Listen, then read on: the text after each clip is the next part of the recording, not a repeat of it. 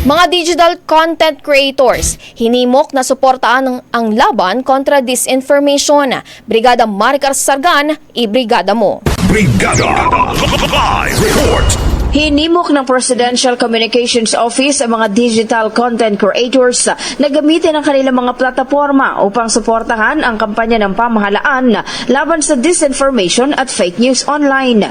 Binigyang diin ni Communications Secretary J. Ruiz ang pangakong suporta ng PCO sa anumang hakbang ng lehislatura upang matigil ang pagkalat ng maling impormasyon sa digital space. Nanawagan si Ruiz sa mga content creators na makiisa at huwag maging instrumento ng disinformation upang hindi maimpluwensyahan ang publiko ng maling datos. Ayon sa kalihim, hindi lamang ang kaligtasan ng mamamayan ang nalalagay sa panganib, kundi pati ang tiwala ng publiko sa mga demokratikong institusyon.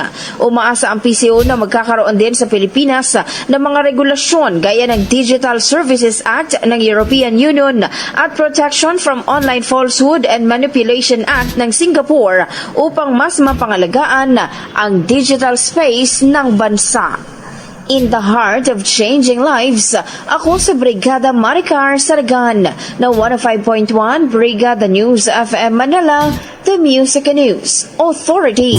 Ang bahaging ito ay hatid sa atin ng Drive Max Coffee. Ligayang tuloy-tuloy.